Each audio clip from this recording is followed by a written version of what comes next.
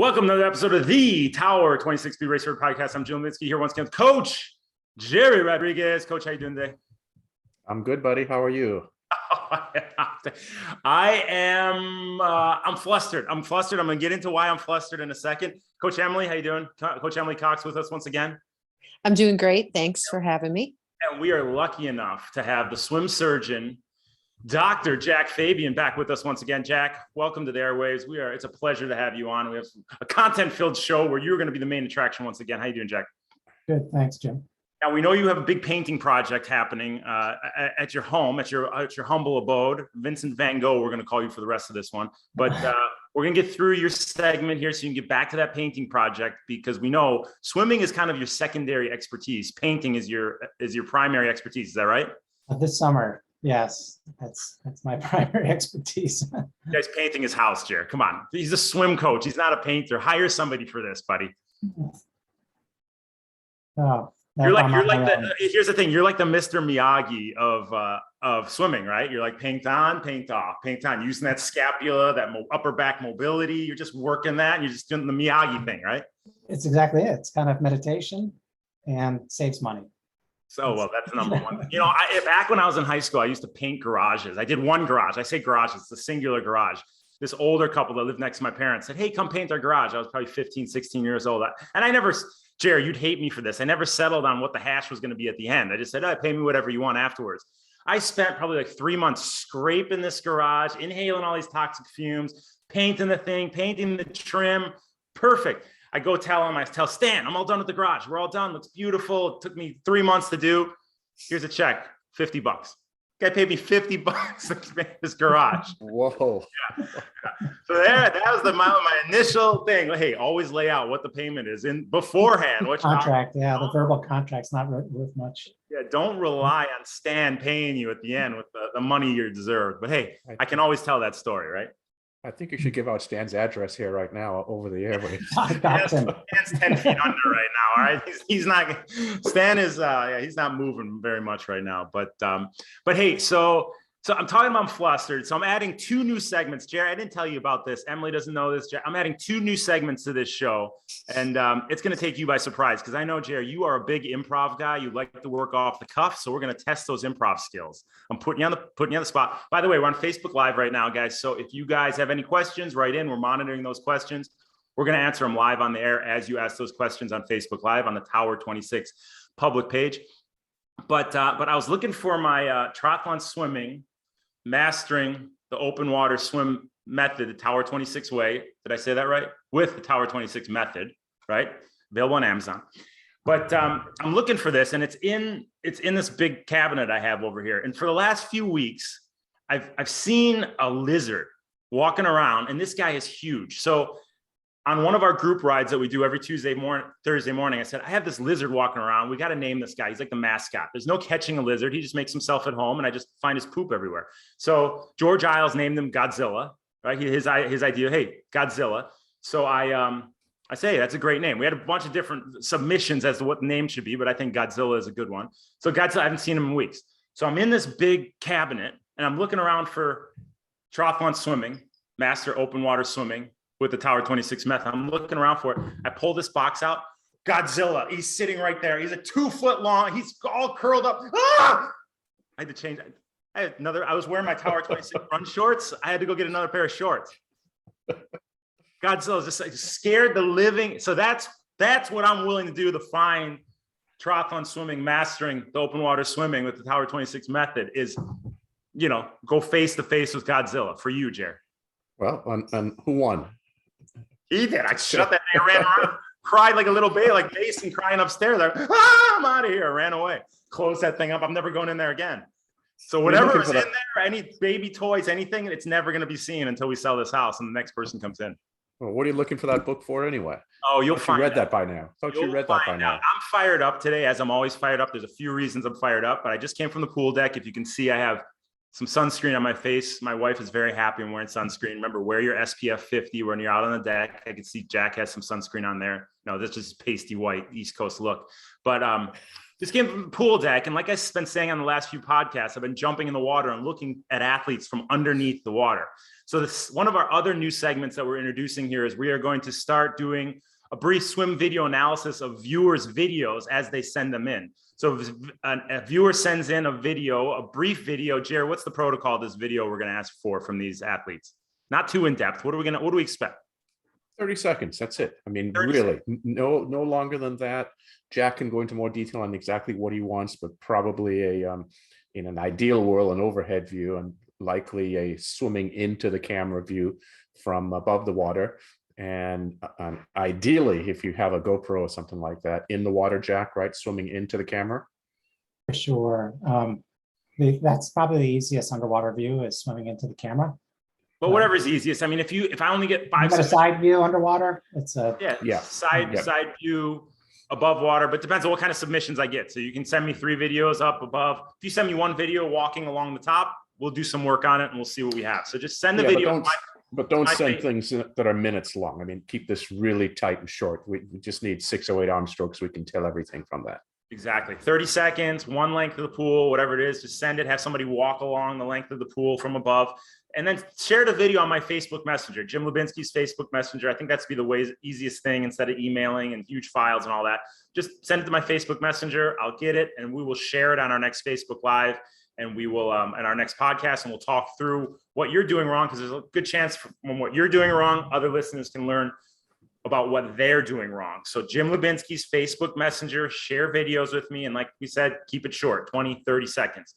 We're going to do that today. We're going to introduce that with a video Jack has prepared, but we'll get to that in a second.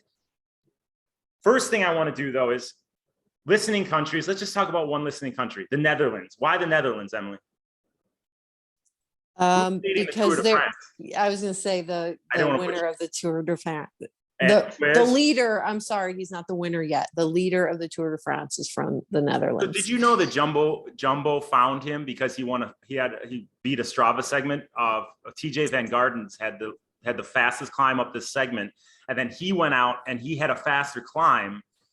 Jumbo noticed this and they brought him on board, and now he's winning the Tour de France. That's pretty amazing. Who knows what you can do with Strava? You're gonna have all these meatheads out there just crushing segments like, hey, look at me, US Postal, 7-Eleven.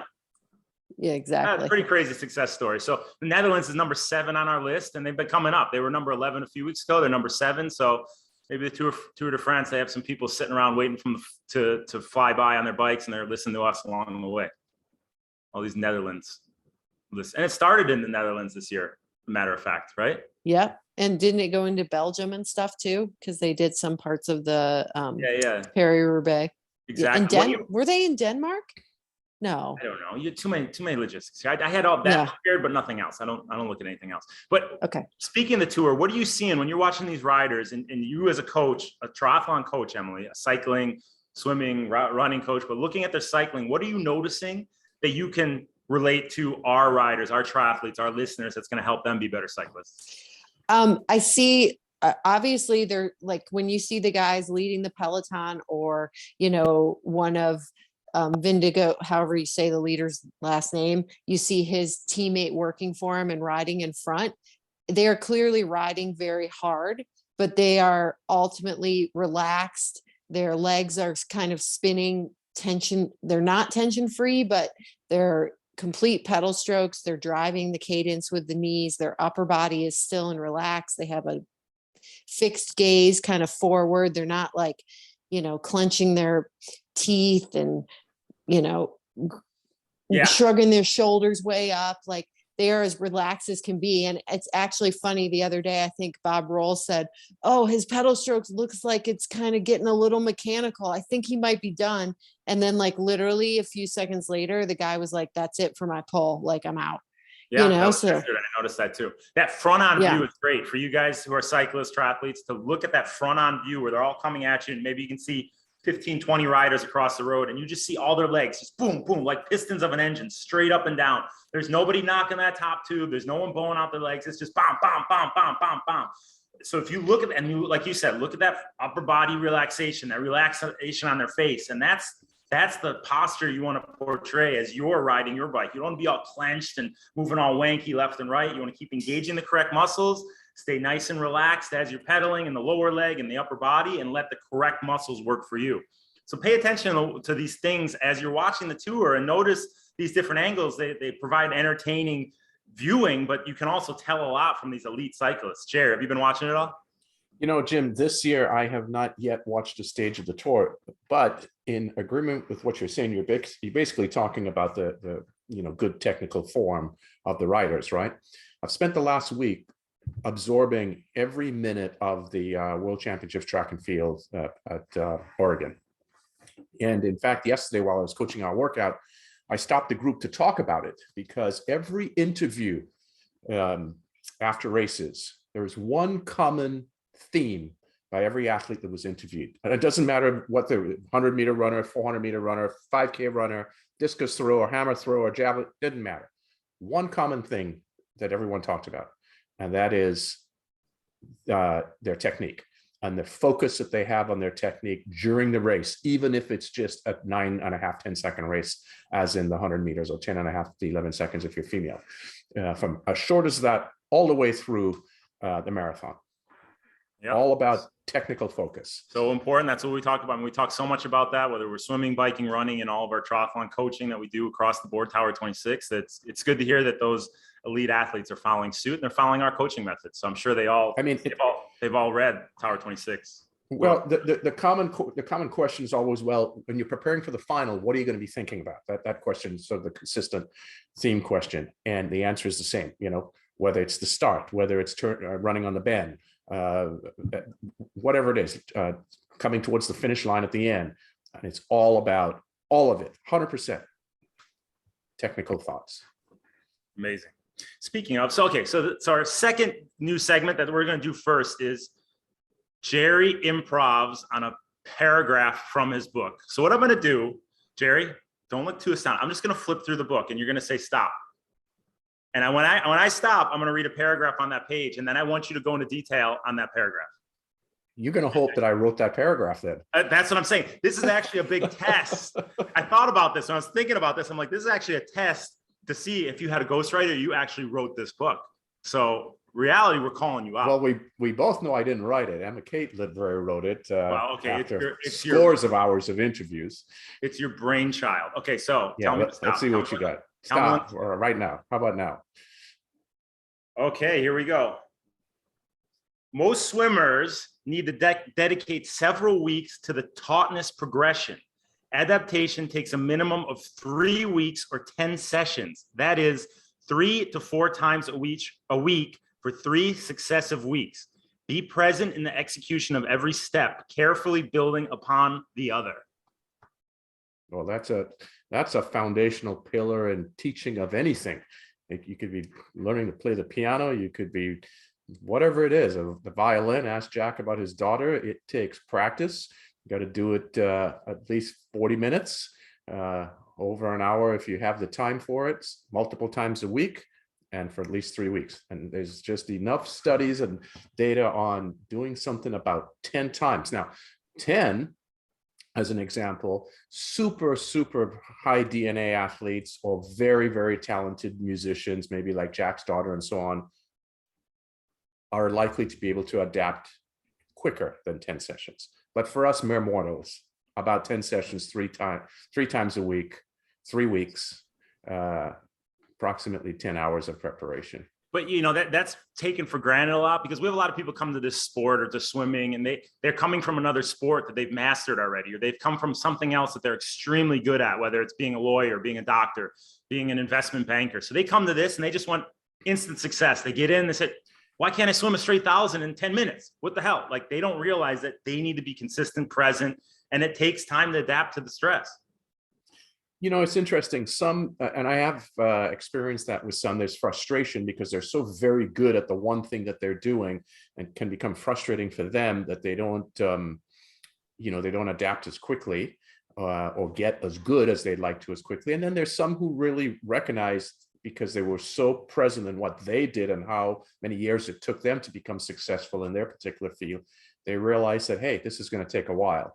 Pat Romano, for some reason, I don't know why he comes to my mind, one of Matt Dixon's athletes that he coaches in Northern California.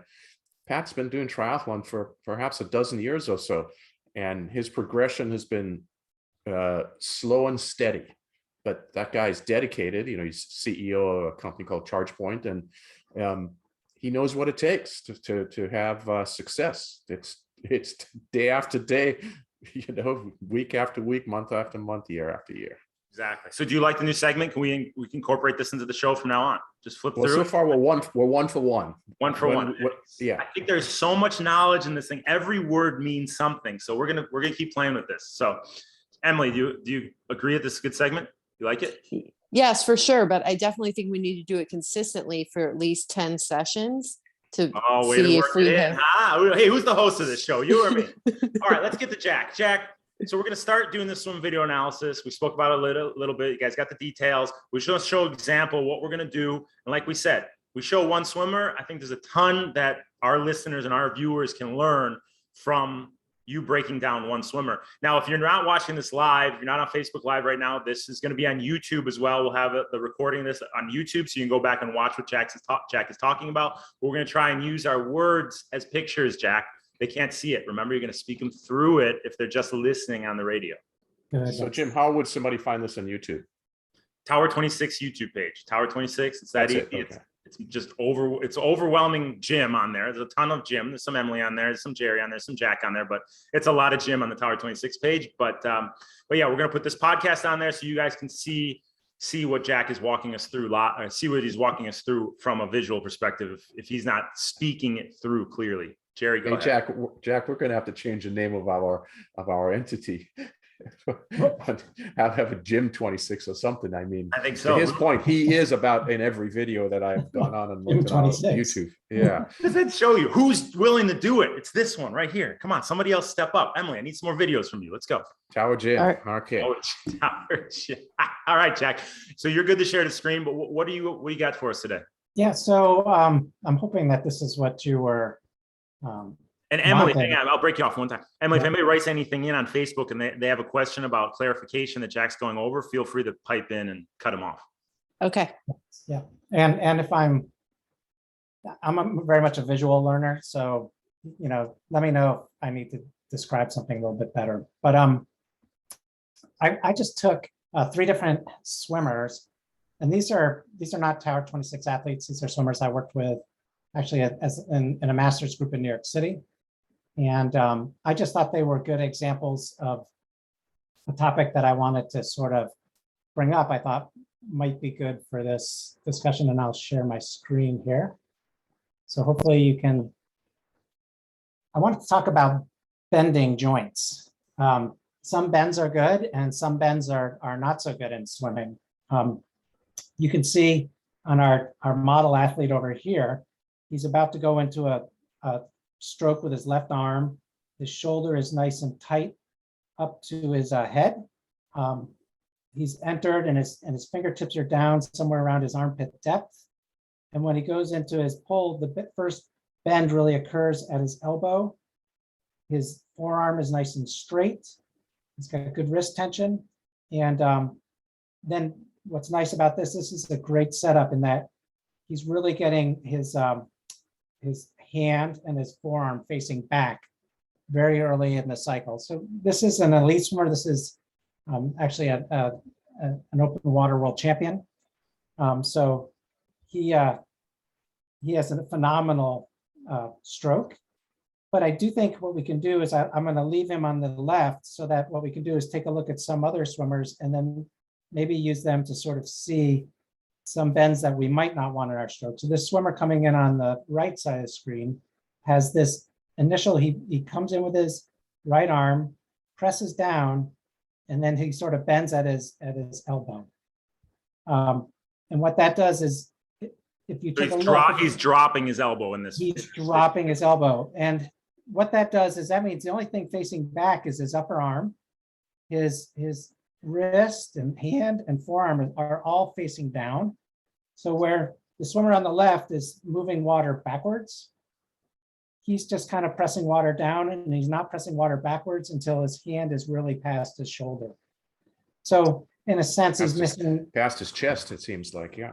Yeah, right. And so, in swimming, when we were talking a little bit about speed, the last time I was on the podcast, we talked about distance per stroke and tempo as a way to kind of improve and get speed in swimming. What this swimmer is missing is his distance per stroke as a result of what he's doing with this bend at the elbow, bending and dropping what we call a drop elbow. So I have another swimmer coming in here, and this is another bend, and I've got sort of a side view, and then if you look up here, a front view. I think you'll see it rather shortly, but this time he bends, and now he's pointing this hand towards the other side of the wall. If you take a look at this stroke up here, you can see that bend and pointing. Instead of having it's almost like it's almost like he's brushing his chest with his thumb as he pulls through. He's bending his hand so much. And what for him, he's probably feeling some good hand acceleration because he's kind of getting a little bit of a good setup to begin with, and then he just bends and he's that hand whips under the chest, but as a result he's slipping in the water. So that was another bend that I thought we might want to avoid. This last swimmer here is a curious case, and it was kind of a lesson to me because I had some very, very fast master swimmers. I had guys that were doing hundreds on 110, and I would throw them all in, and they were all former NCAA champions and stuff that were just now working in Wall Street. But this one swimmer who I really liked, he was very dedicated, and he said, I want to work on my freestyle. But I hadn't even thought about him because he was in that fast lane. I was having so much work with some of the people in our, all the way at the other side of the pool that were on the 2-minute percent, 100 send-off lane. But this swimmer was fast. He was, 20.3 in the 50 free in college and a 47 in the 100 fly. But he didn't swim any other freestyle other than the 50, and then he swam the 100 fly. But what we instantly saw was, he had these nice long arms, but he really bends this wrist. He enters in and he has this bend in his wrist. And that's what he's feeling that backwards pressure on is, Gerry, has a great way of describing this. You really want good wrist tension. But by having that bend in his wrist, he really diminishes that setup compared to our swimmer on the left. And Jack, if his wrist is bent, his palm is at a 90-degree bend at the wrist to his forearm. Pretty close, like 120 degrees or something. Yeah, like 100 degrees, 100. It's quite a significant bend. He does resolve it, and then he gets into a good position here. But we actually, found that when we kind of had him work on that wrist tension, instantly he felt something. And since doing larger repeats of freestyle was somewhat new to him, it became a lot more fun. He didn't have to pull everything. He was actually starting to swim and do less pulling, because he was one that would just throw on his paddles and pull whenever we'd have sets like something like you would give us, like 12 150s or 12 200s. He instantly would pull those, and he stopped. Was able to kind of get rid of the pull buoy and swim. So how would you fix something like this? This particular flaw with, we don't coach too many athletes that are at that level, but we see that problem quite often. How would we fix that? So I filmed his butterfly, and on his butterfly, he didn't do that. He doesn't bend his wrist. So what I would have him do is swim like a 25 of fly, and then swim a 25 of free, and try to feel that same pull in with his arm and his wrist. And he felt it right away. I mean, he was able to correct it. Then it was just a matter of having him, he's a busy guy. He was working on Wall Street and stuff. When he would come in, I'd just say, James, you really need to focus on that wrist position. And he's like, yep, good. And then he would set his intent during the set and work on that wrist tension. And sometimes he would throw down a few strokes of fly off the wall, then pop into his freestyle. So that was awareness that worked for that particular swimmer.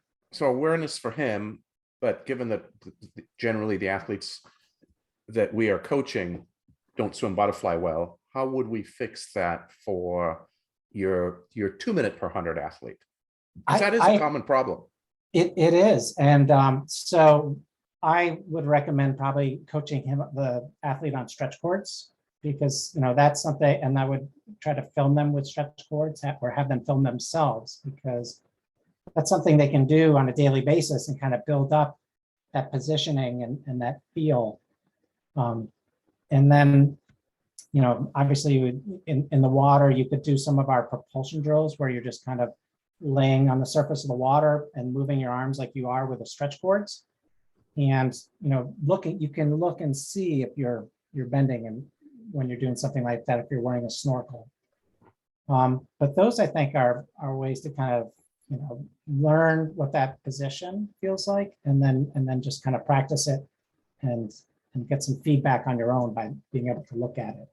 And as you know, I'm not a big proponent of paddles, swim paddles, Right. for most triathletes until they've sort of earned the right to use them. There's no point putting paddles on when you don't have good technique to make to work on bad technique with paddles. But in this case, they are specific paddles. I have two in mind that this athlete could use that forces their hand it stops the wrist bend, right?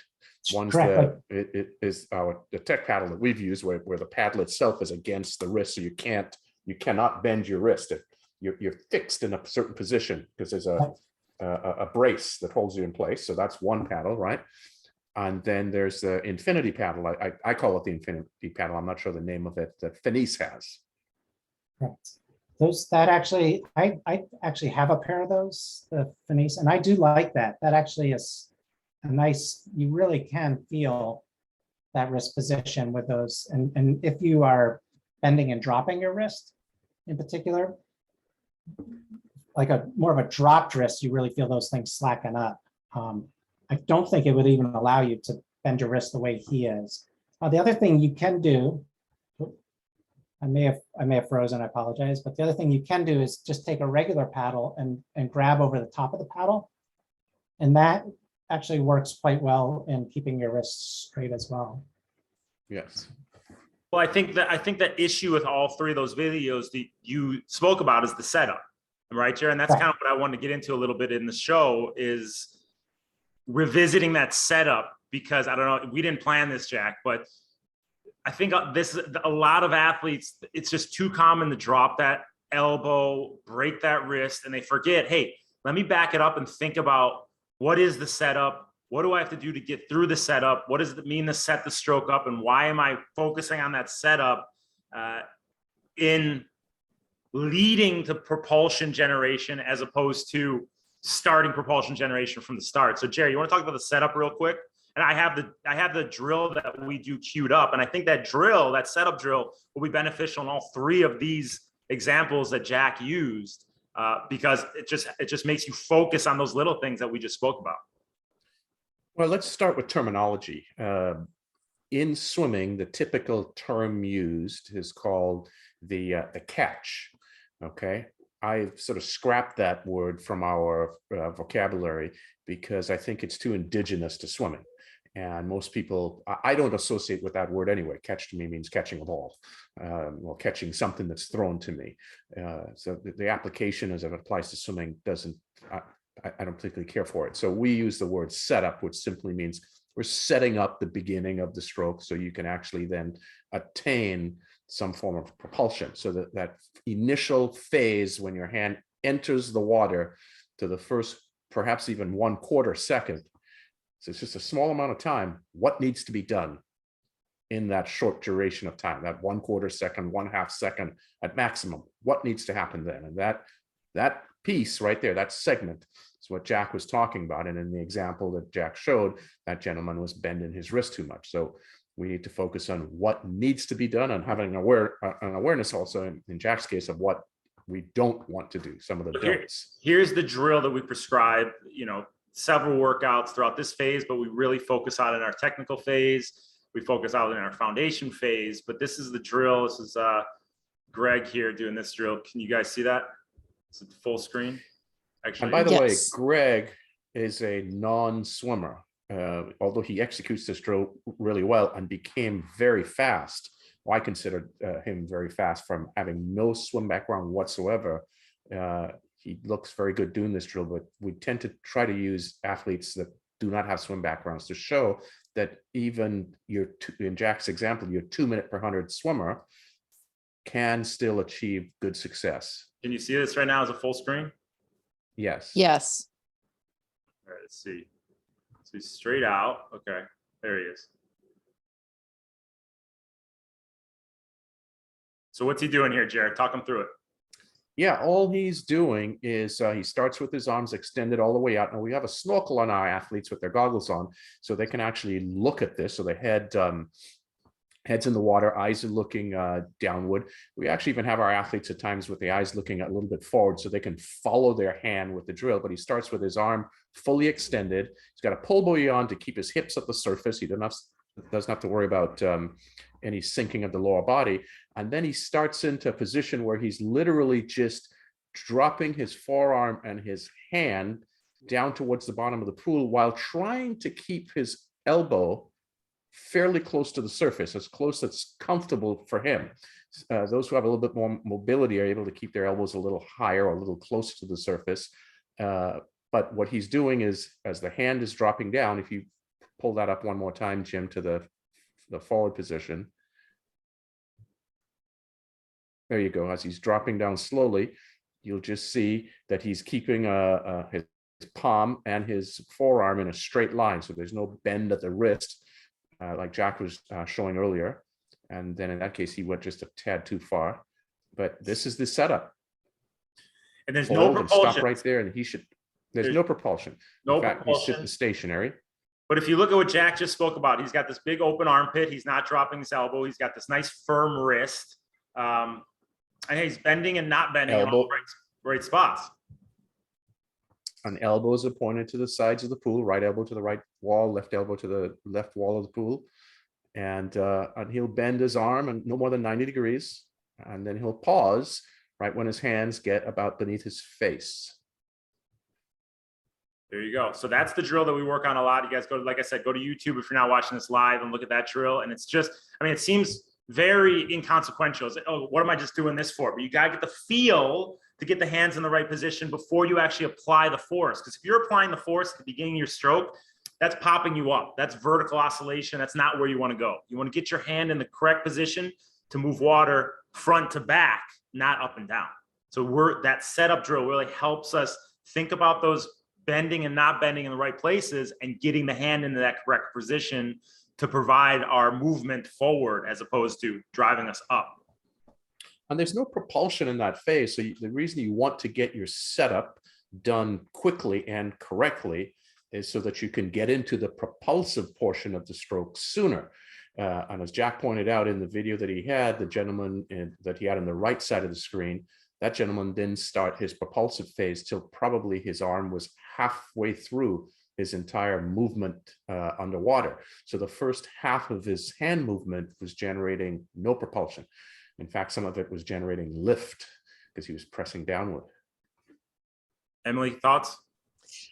Yeah, I just, the setup, like Gerry said, it's like, it's quick, but it's also, I think, very, I just lost the word, but like specific and purposeful. And it's like quick, but you don't want to be too quick and be like, I got to get my hand back.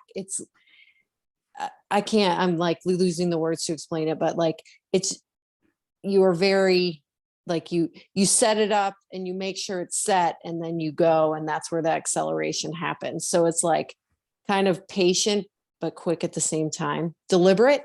There you go. That's what I was looking for. It's a good word. Yeah, it's deliberate and to your point, it's done all within a very short period of time. In the drill that Jim, that you were showing with Greg as the demonstrator, he's doing it very, very slowly for the purpose of demonstration. But that setup, Jack, maybe takes a quarter second at the beginning of a swim stroke, right? And would you say? Yeah, no more. And, yeah, and one of those things that's sort of simple but not easy, Right. It's a very and you really have to, like that drill that Jim was showing can be very, very valuable because you're just moving through that movement, and it's a simple movement, but for some reason it's not easy to do while you're swimming. You really it takes a little bit of motor coordination, and it's for some reason it's not something that humans do naturally, because when I swim at the Y, I sometimes don't see anybody doing it in a crowded pool. There's a lot of people generating propulsion in very different ways, but probably not the most efficient way. So it's one of the reasons that swimming is very difficult to get good at. And I think, Jack, you just nailed it. There's nothing that we do, and I think, Jim, we talked about this in the book at some point. There's really not, I know we've addressed this in prior podcasts. There's nothing that we do in our day-to-day lives of activity. Think of the normal things you do, brushing your teeth, opening a cupboard to grab things, to pull them out, to make breakfast, lunch, whatever it might be, opening your car door, closing your car door, normal movements. None of these apply to any of the movements in swimming. Those movements have to be learned. They're patterns, a pattern of a movement that we have no familiarity with. The runner is familiar with running from the time they were the age of Jim's children. That your new baby that's, gosh, 2 or 3 months old now is going to be start learning to walk and then running pretty soon, like Madeline. And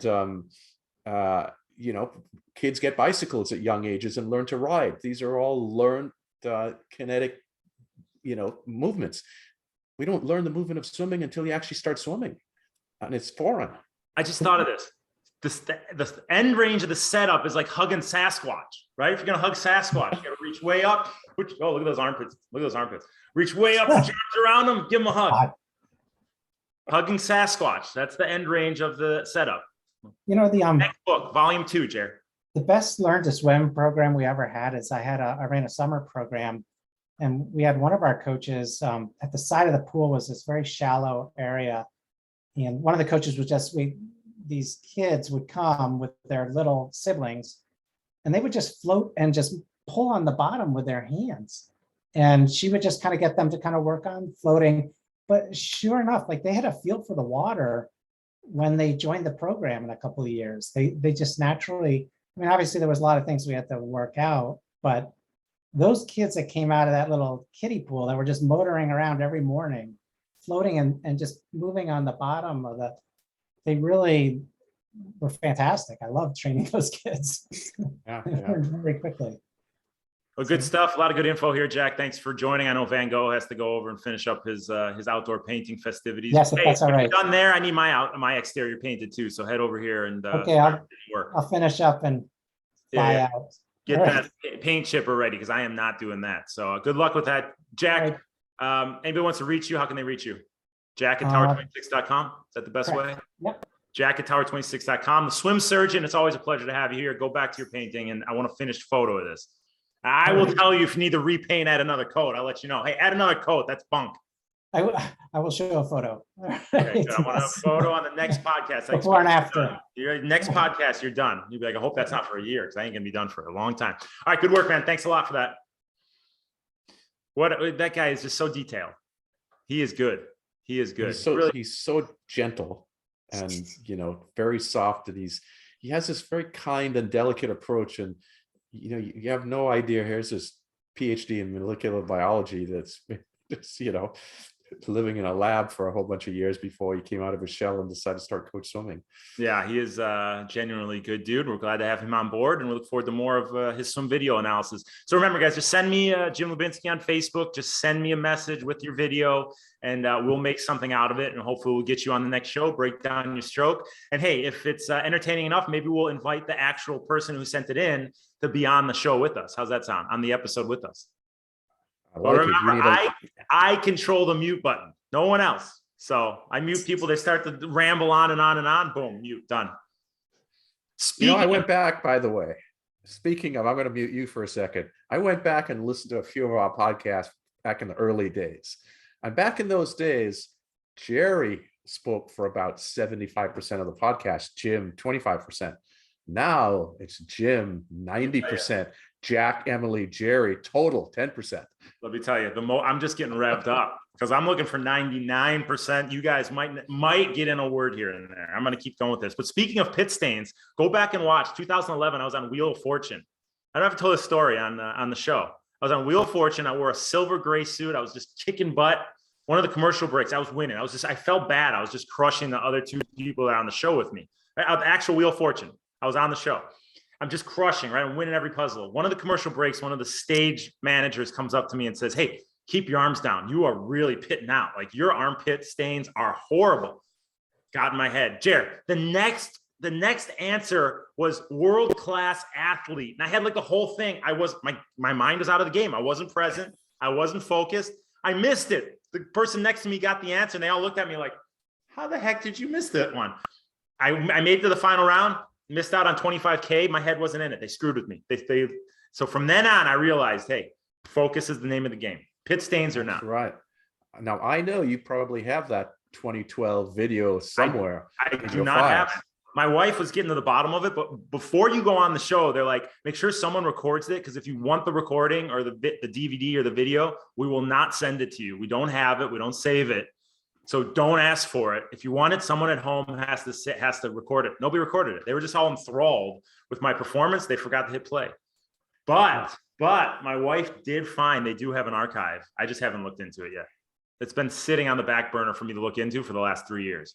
All right, well, bring those pits up. Let's take a look. Hey, I still want. I want a trip to Greece. I want a trip to Santa Rosa or Napa, and 25 grand. So hey, I still came out a winner. Pit stains or not. That is amazing. That's fantastic. Yeah, it was good stuff.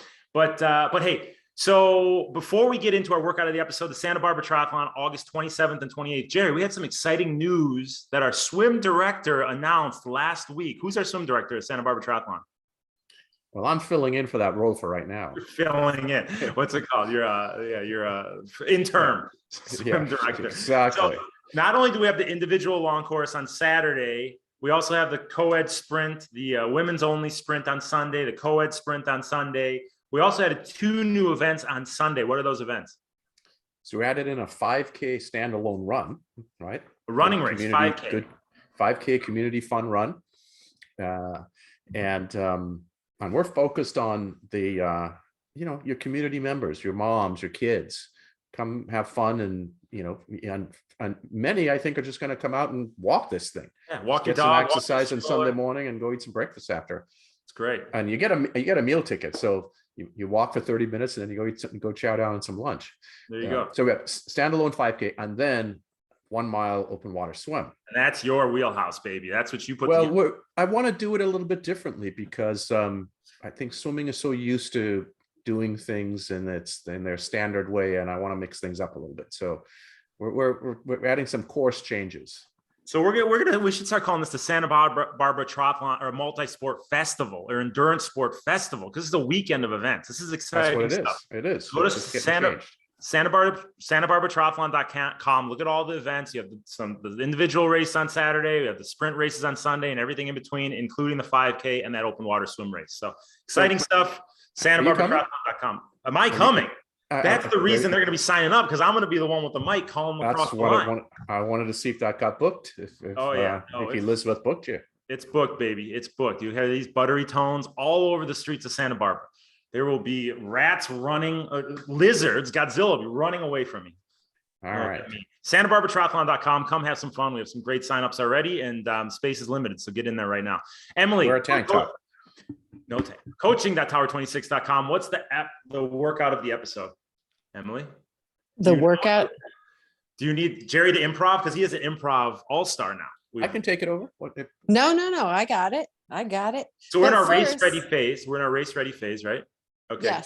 Yes. But first, I wanted to say we got a couple comments on the Facebook page, and we either gained some Dutch listeners or lost some Dane listeners, because the leader of the Tour de France is Danish, and the tour started in Denmark. So. Okay, well, you know what? We just love to spread the wealth, spread the love. I don't know. Yeah. We'll get Rune on here to talk about it. I know he knows the ins and outs of that area. So. Well, he was the one who commented. Oh, really? So if we lost Rune at first, we got him back because I just gave him a shout out.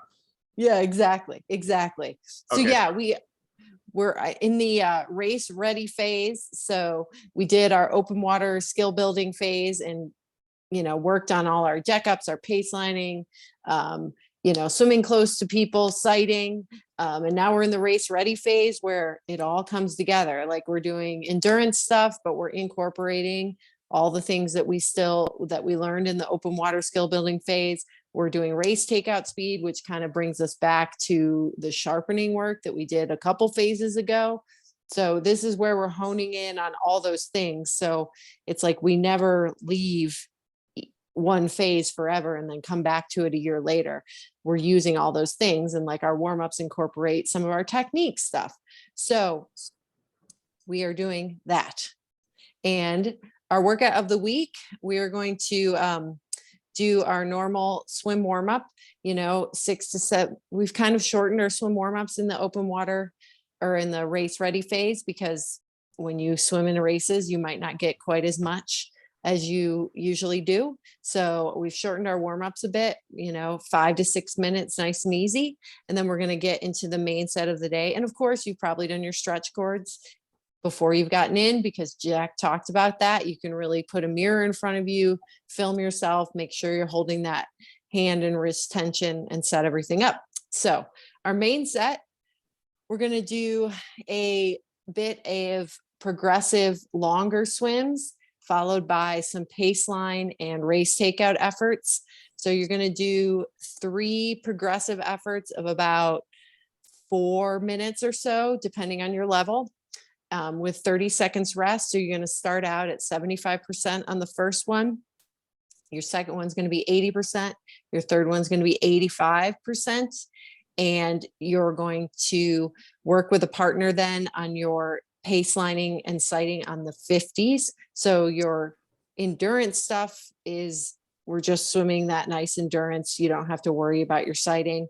Then we're going to do your 10 50s pace lining and sighting at 90%. So that race takeout effort at 15 seconds rest. And you're going to sight 3 times if you're leading, or sorry, 2 times if you're leading, and then 1 time if you are drafting, and you're going to switch leaders on and off each 50. If you don't have a partner, you get to do all of them sighting 2 times and all of them at race takeout speed. Bonus work. So you're going to do that. That's your first round. And then you're going to knock the endurance swims down to just 2 of them. And they're going to be at 80% in the second round, 30 seconds rest. And then you're going to do 10 more of the 50s sighting at 90% with 15 seconds rest. Then we're going to go down to 1 of your longer swims, 75%, 30 seconds rest. And then back up to that pace lining at 90%. So working on that sighting on those 50s. And then you're going to end. That's a total of six of the longer swims, 3 to begin with, then 50s, then 2, then 50s, then 1. So a total of 3 and 4 minute efforts. Okay, right. Got it. Yep. Yep. And then you're going to end after we do the sighting. We always like, because you kind of get used to lifting that head, and that alignment might get a little bit off. You start kind of, you know, we always say no tucking, no tilting, no lifting. So we want to make sure that we get back into the habit of keeping that head in line with the spine. So we're going to end the workout with about 7 minutes of pulling, snorkel, your pull buoy and ankle strap, really focusing on that alignment, that nice taut body line, and good way to kind of cool down from the harder efforts. Because that's, you know, depending on your level, you'll do a different number of 50s, but I mean, you're doing at least probably 24 to 30 50s at race takeout effort, and that's going to be really taxing over the duration. So a good pulling cool down to get everything realigned is a good way to end the workout. It's a great session, a lot of great variables. Gerry, what's your thoughts on that one? Well, it's a chunky man set. So, you know, you've got 4, 6, so you got almost 30 minutes of, you know, your endurance type thing. And then those 50s are high premium intensity with sighting.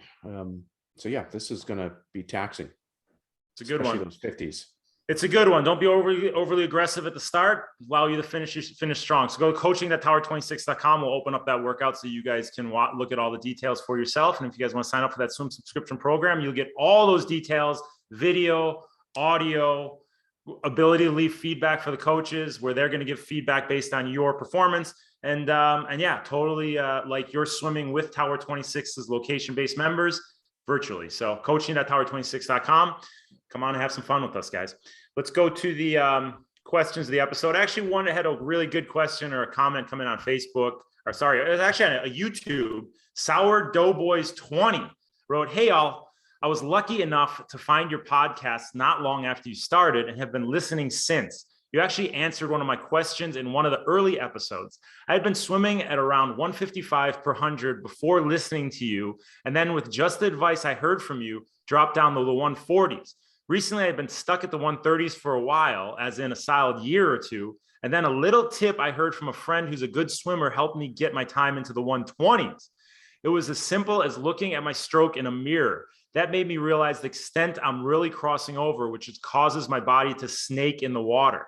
This episode I had to check out in video, however, and I'm glad I did. I forget which episode, but we've been doing them all in video lately, so it's one of the previous episodes. This is a long-winded way of saying, first, thanks so much for this. I know putting together the podcasts and videos is a lot of work, and I really appreciate it. Remember that, Gerry. I really appreciate it. That's what he said. I've been tempted, but haven't signed up for your programs because I decided long ago that I'm just sticking with sprint distance triathlon. Though if there are ways to show support besides subscribing to all your feeds that make sense for a sprint distance athlete, let me know. Second, I'd love to see and hear more technique drills tips. I've of course heard you talk about bands before, but this episode really gives a purpose to them. So it really makes sense, and I'm really going to try and incorporate them. So it'd be great if you could revisit some of the topics from your early episodes where you focused on technique. I'm sure on some level you think you've covered it, so why bother? But I really believe if you revisited some, there'd be a thing or two extra that would come out. Gerry, with a J, just knows the stroke so well that every time I hear advice from him, I get something new out of it. So for example, I'm wondering how much timing comes into play in the stroke, both in terms of the two arms, but also breathing. I'd also love to hear your thoughts about drills, really deep dive into, say, one arm stroke or various types of sculling.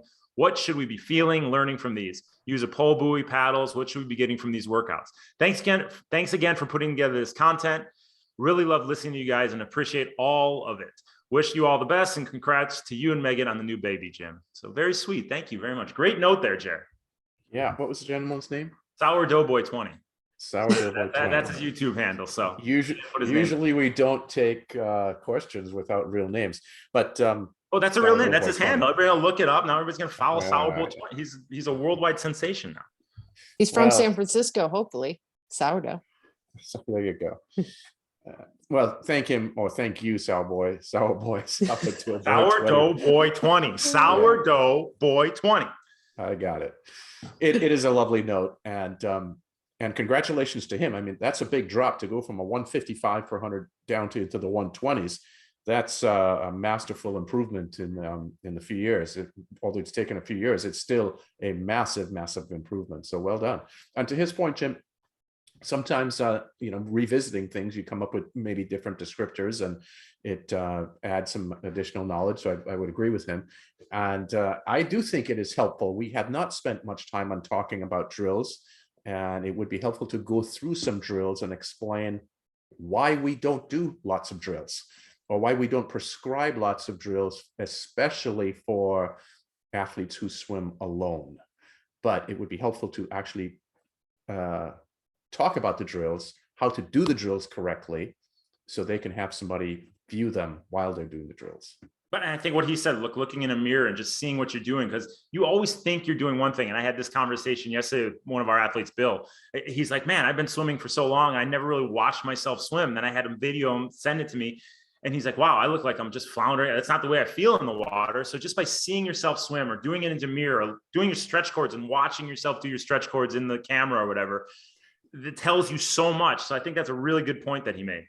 Yeah, and look at that world-class swimmer that Jack had on earlier, where he swam butterfly correctly without bending his wrist. But when he swam freestyle, he bent his wrist to 90 degrees, and he wasn't aware of that until Jack videoed him. So, and here's a world-class athlete. Really good stuff. Appreciate that kind of note. Remember, guys, if you have any questions, write us on YouTube, write us contact@tower26.com. comment on this Facebook video that's going to pop up. I mean, there's plenty of ways to ask questions. We'll see all of them, and we'll add it to our questions segment. So Emily, anything else from you? No, he mentioned that he's sticking with sprint distance triathlons. And I think, our bike workouts on Tuesday, Wednesday, Zwift and Zoom are really great for that. Some great intervals that we're doing. So always can join us there if you want to get in some really good training and, technique, on the bike and the run too. I mean, it all translates. And that's what we do on our coach workouts. So we have a Zwift workout and we coach alongside that on Zoom every Tuesday and Thursday. Emily runs a session, I run a session, Coach Eli runs a session. So there's sessions throughout the day, Tuesday and Thursday. And we're not just saying rah Pelotoning these guys. We're telling every single second of that workout, we're talking about technique and how they can more efficiently ride their bike. And then we have our Spotify file and our SoundCloud files to lead them through the run. So that's just our theme. We want them to dial in the technique so they're working as efficiently as they can.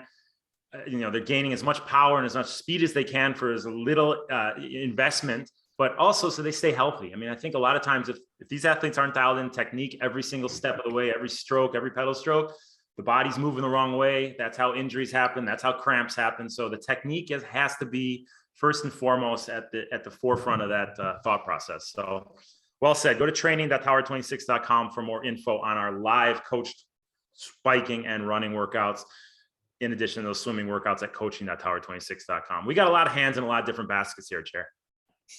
Yeah, and Jim, I would like to, with your permission, to invite one of our beach athletes on for a small segment in a podcast, or at a minimum in our Tuesday 2 p.m.